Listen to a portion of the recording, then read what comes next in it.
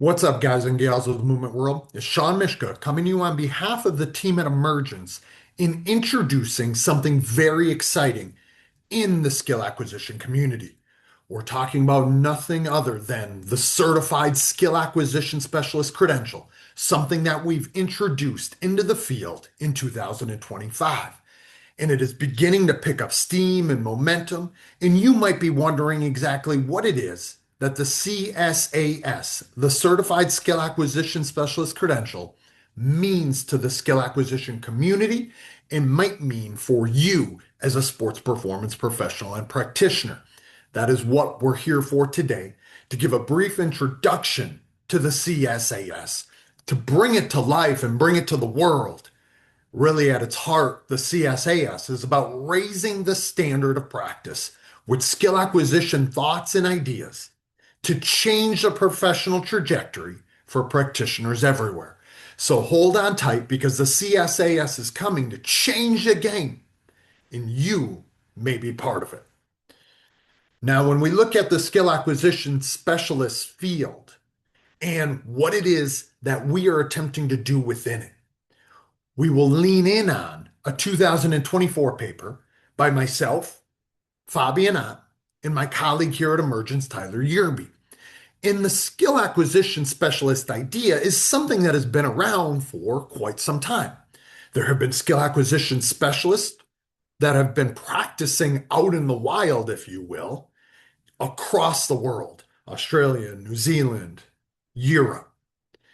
But it's taken some time for it to truly spread worldwide. Not only that, but there are people who have gone rogue, if you will, who have been operating as skill acquisition specialists who might not actually have very clearly defined objectives within their role. So, what we did within this 2024 open access paper, and it is open access, so if you haven't seen it yet, I'd encourage you to type in the title in any internet search engine, Google, Yahoo, the like, and you should be able to come across it. It should pop up.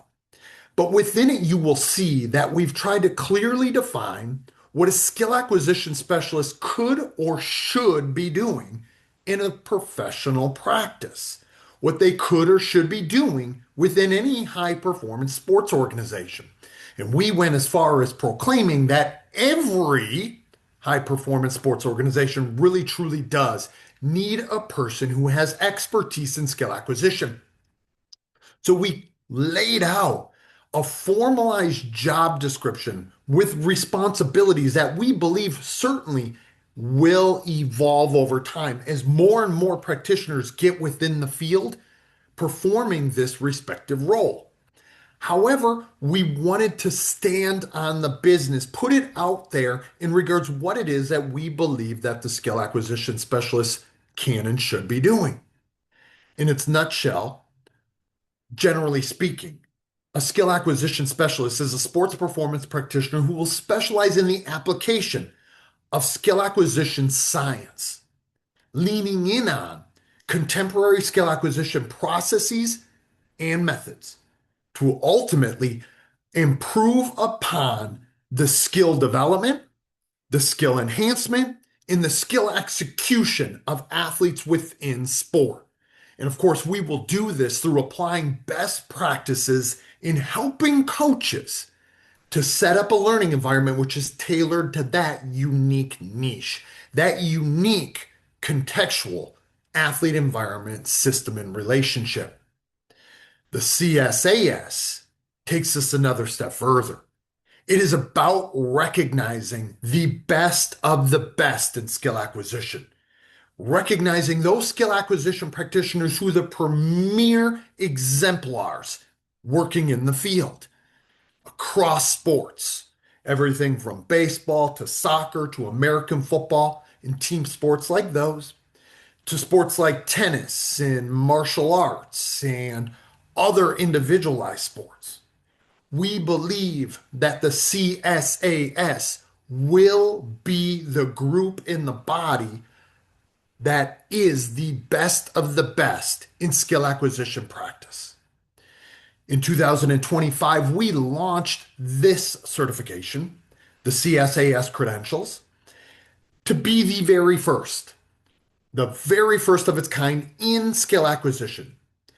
And as you will come to find out in the following slides, and as you get in deeper to understand if the CSAS is right for you, it truly puts practitioners to the absolute test. It brings practitioners to their challenge point, challenging them on their understanding of the most pertinent and relevant ideas to how it is that you can exist between science and art in existing within that confluence of constraints that happen out in the field.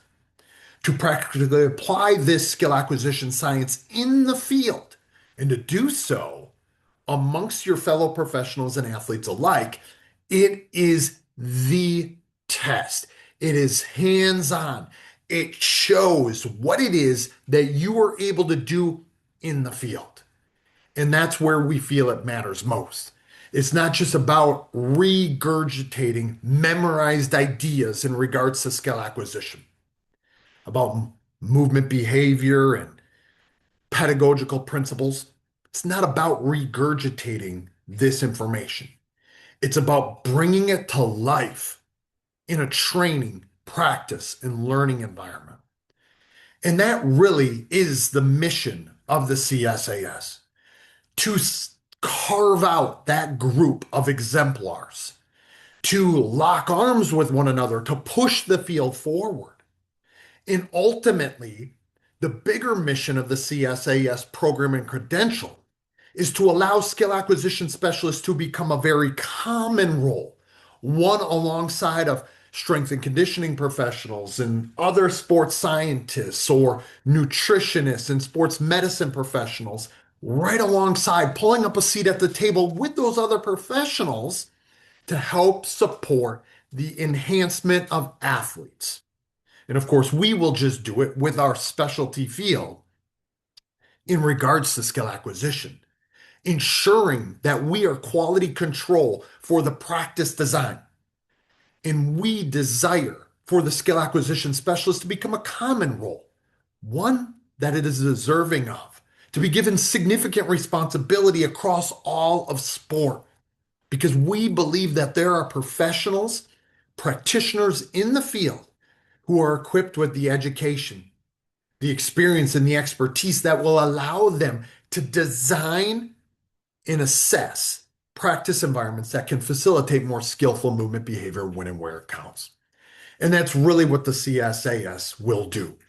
It is about assessing and designing those practice environments where we're trying to evolve how skill is brought to life. We're trying to evolve the potential of learning in an environment.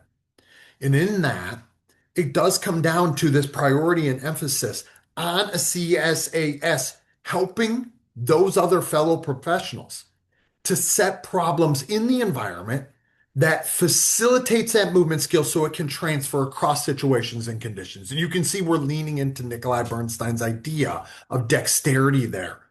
We're talking about dexterity in skill acquisition practice. So in the craft of being a skill acquisition practitioner, the CSAS will assess exactly that of every practitioner and every professional who participates in tests for the credentials. And again, just another shout out there in the fine print, the CSAS program was created utilizing the content adapted from that published paper.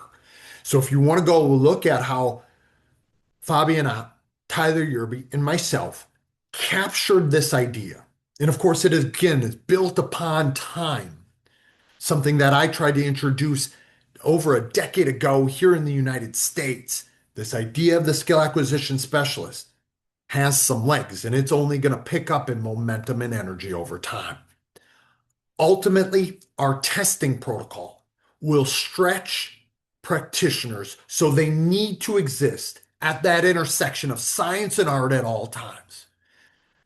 A skill acquisition specialist, particularly those who will wear the CSAS badge, who will earn the CSAS badge, are the world's best pracademics within skill acquisition science. but to do so in a way that is artistic, to do so in a way that takes the theory and puts it in driving the heart of practice.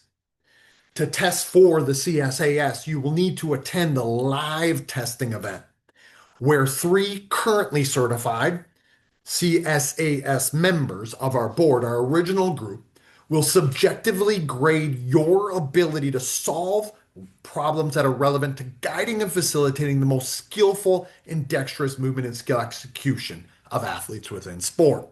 It has four sections. Two of those four are things that are done in your own practice.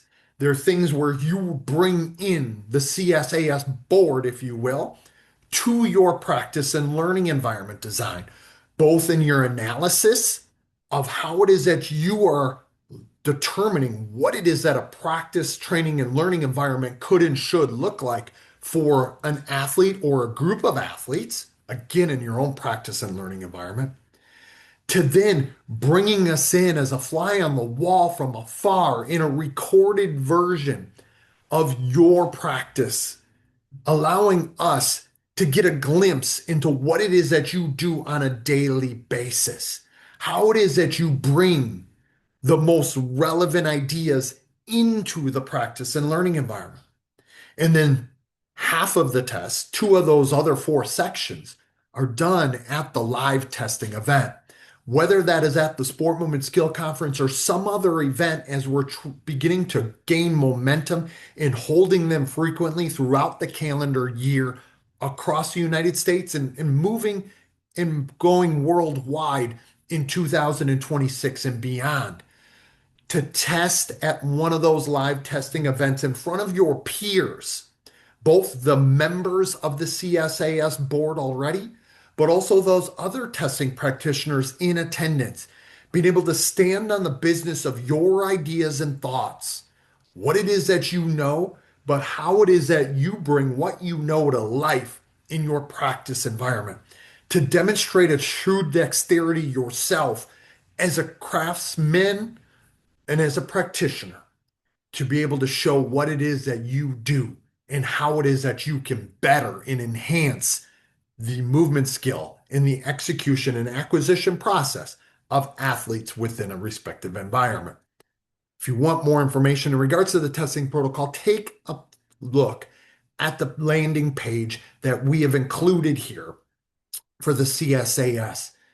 And again, hopefully, it not only makes the hair on the back of your neck stand up a little bit, but it excites you. It makes you a little bit anxious to try to flex your muscle and to test yourself in front of your peers. But to do exactly that is exactly what the CSAS will need to do. Someone who wears that badge will need to do. Someone who earns those honors and has that black belt. The testing protocol, like I said, ultimately brings every single practitioner to their challenge point. It brings your craft and brings it to life, pulls back the layers on your craft, shows you the strengths, weaknesses, opportunities, and potential threats that you have as a skill acquisition specialist. You test yourself in front of the very best that have already earned the credential, but also to test your own dexterity across situations and across conditions, being able to set practice and learning environments that might meet the needs of athletes of all sorts, of all levels, of all sporting niches. That, of course, is what being a dexterous skill acquisition specialist or practitioner really is oriented around and about. Capturing the idea that we would have for athletes being able to show how skillful they might be across situations and across conditions in the face of any emerging problem. That's exactly what we want. The skill acquisition specialists who earn the badge in honor of the CSAS to have gone through, to walk through that fire, and to come through that fire unscathed in a way that they know that they represent the cream of the crop. But they also know and can recognize the weaknesses and gaps that they currently possess, where they currently stand, so they know what they might need to do in order to enhance their own craft and practice that much more. And then from there, having earned the CSAS, you get a number of different benefits.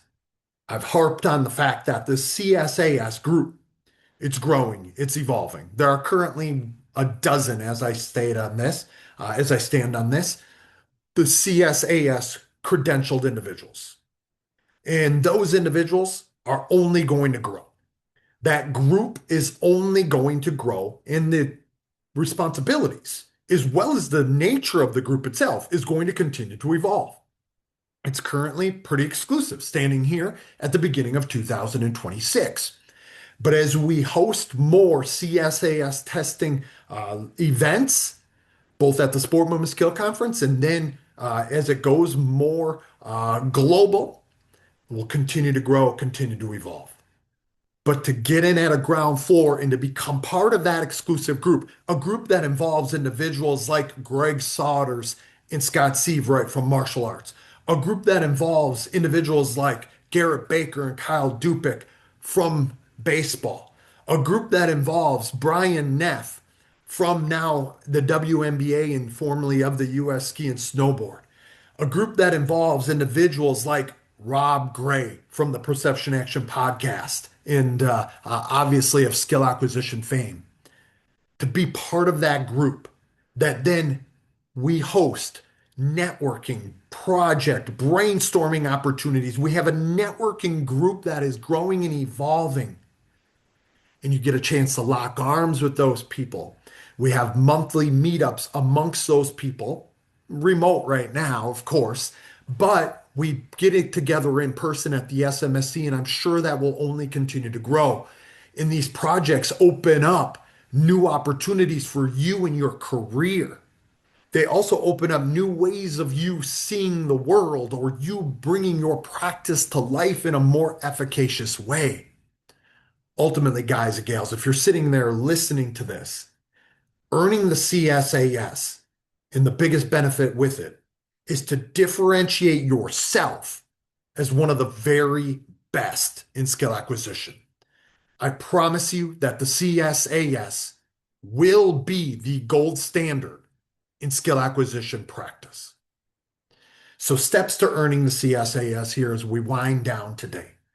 First and foremost, check out the requirements and guidelines for becoming a CSAS. They are on the Emergence webpage under the CSAS headline. We do have those guidelines and requirements for a reason, because we want someone to be a practicing skill acquisition coaching practitioner.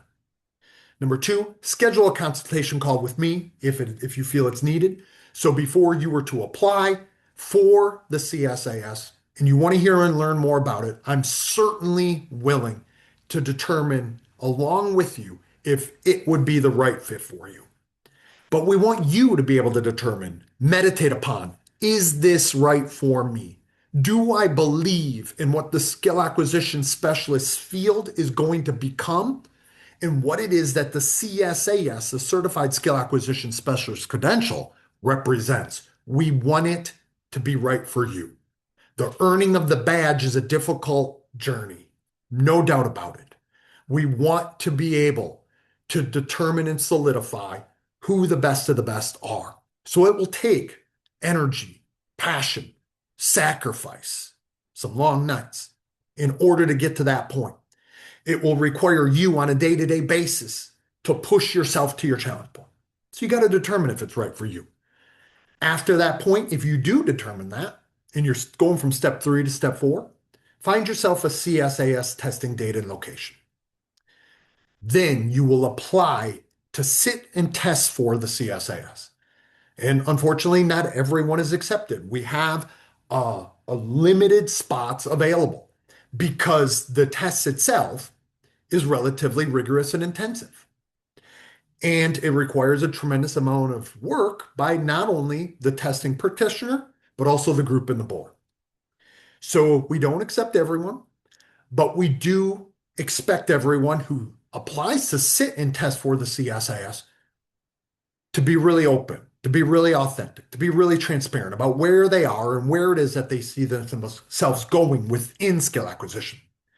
And once you've been accepted to sit and test for the CSAS, you need to prepare. You need to study deeply. You need to polish your craft daily.